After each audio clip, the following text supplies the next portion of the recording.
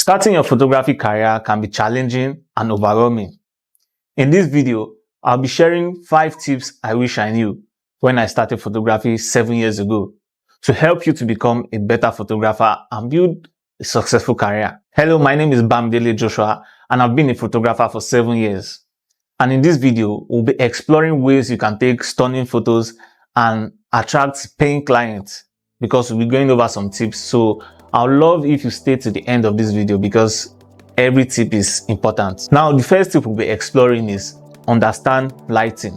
Lighting is the most important aspect of photography because once you begin to pay attention to lighting, how you light your subjects, how you light the scene, it will improve the overall quality of your pictures. At the beginning stages of my career, I didn't even bother about the quality of light. I just take up my camera and just go to the sets and just shoot. And the pictures were bad, let me be honest, they were bad. But as soon as I started paying attention to lights, how to improve the quality of the light, how to shoot in natural light, how to work with studio light, how to work with flash, all these skills that I built along the way helped me to improve the quality of my pictures. Now, I'll show you some pictures on the screen, and if you see these pictures, you will see that they are just there. I don't even know the direction of the light. I just just arrange some stuff, or maybe the model, and just shot the pictures. But with these new ones I'll be showing you, you can see that the lighting is intentional, the direction of the light, the softness or the hardness of the light. And like I said earlier, once you understand lighting, you improve the quality of your work. In my opinion, if I'll give an advice to a beginner, if I can give only one advice to a beginner, what should you learn in photography? It will be lighting, because lighting is the cream of the crop, is the most important thing. So once you understand it, so stick around on my channel, because I'll be talking about how to work with lights, because to cover lighting in this video will make it very long. So when we talk about hard lights, soft lights, how to block light, there are different ways to manipulate light. And once you understand this process of manipulating light, of shaping light, of diffusing the light, this will make you produce high quality work. Now, just a short, let me just explain let me just give you a short example. Facing me on this side is the main lights, and behind me is the kicker lights, or they call it the backlight. And these lights have different functions in the scene. This light illuminates me, the subject, and the light behind me is giving dimension, because you can see it's outlining my head around here. And like I said earlier, lighting is a very interesting aspect of photography. And once you understand lighting, once you can grab the concept of manipulating light, you'll be 10 steps ahead of where you are currently. The second tip we'll be talking about is pre-planning. Now, many photographers at the beginning stages of their career underlook, or they don't pay much attention to pre-planning, and it will always be evident in the kind of work you produce. Once you pre-plan, pre-planning is the stage where you decide what kind of lighting are we using, what kind of lens are we using. That's when you arrange your mood board. That's when you decide the location. Pre-planning is, in my opinion, it gives you organization, because when you go to the set, you already have a list of what you want to do. You already know that, okay, these are the angles I want to shoot from. At least you have a plan, because sometimes when you go on set, things don't go as planned. But once you have a starting point to work with, it will give you clarity, it will give you stability on set. And once you put effort in planning something, it will always come out better than something that you just did spontaneously. I'm not saying you should limit yourself to following a structure. You can also spontaneously shoot, but pre-planning will give you the time to be able to work things out. Like you already see the end of the project from the beginning. For instance, now maybe a client meets you to shoot a product, or a portrait, fashion, lifestyle kind of shoot. And you just go on the set that day and they're just like, oh, what kind of light are we using? What kind of lens are we using for this shoot?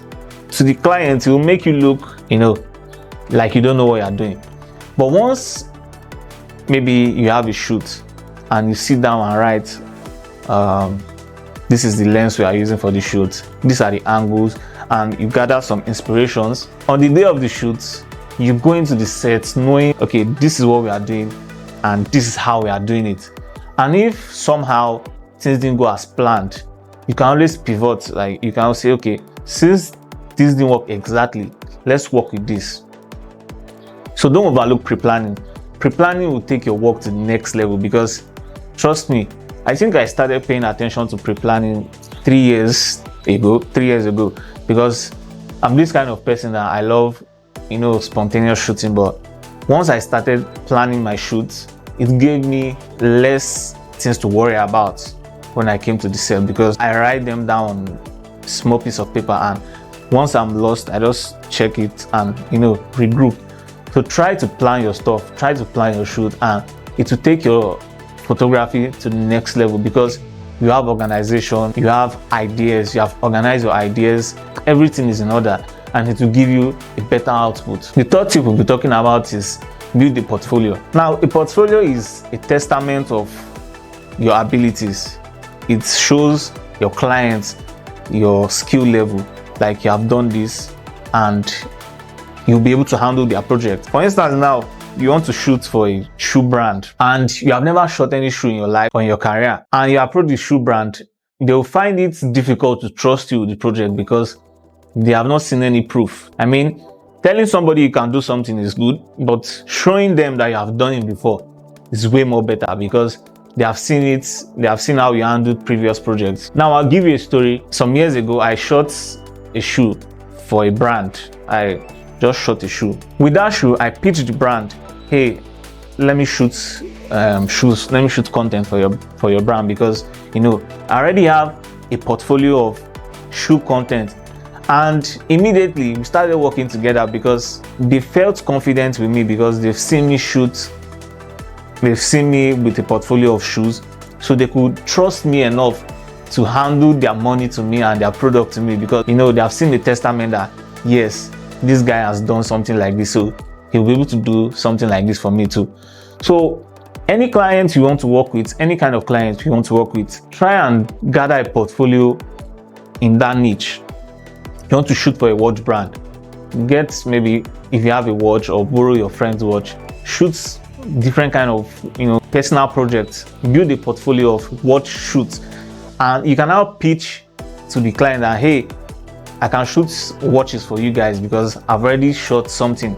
They'll find it easy to believe you. Or you want to work for a beverage brand, any kind of brand you want to work with, just make sure you have a portfolio, because word of mouth is not enough to convince somebody to work for you. Building a portfolio is what will make it easier for them to trust you as a professional.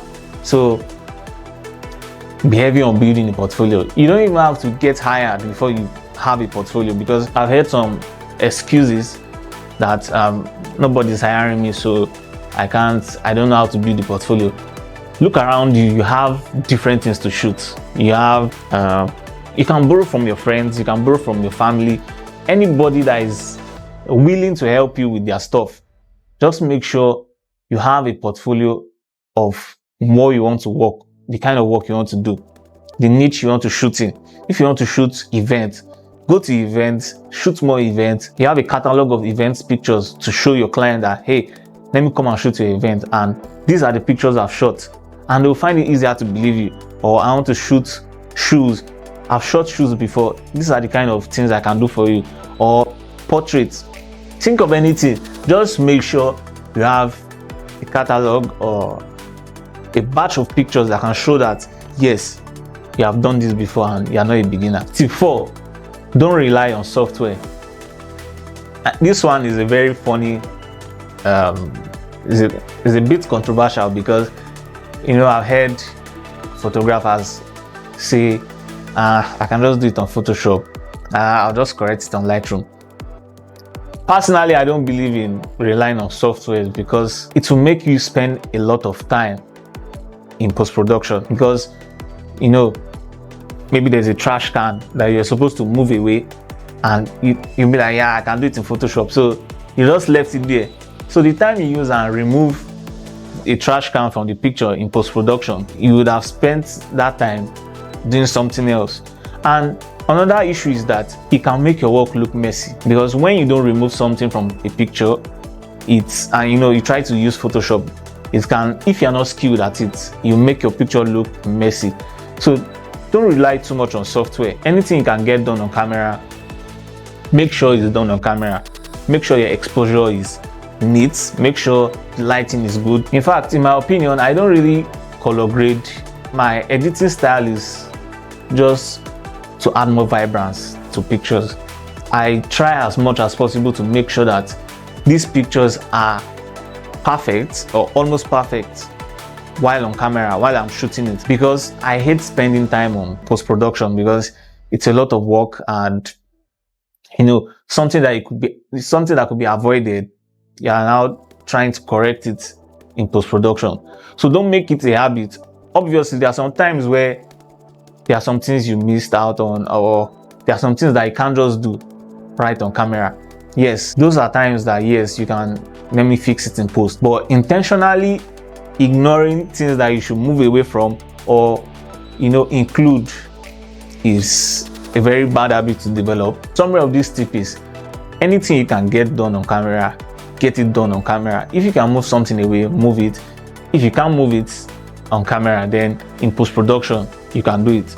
But don't make the habit of I'll just do it in post-production, I'll just do it in Photoshop, while you can do it on camera. Tip 5, practice.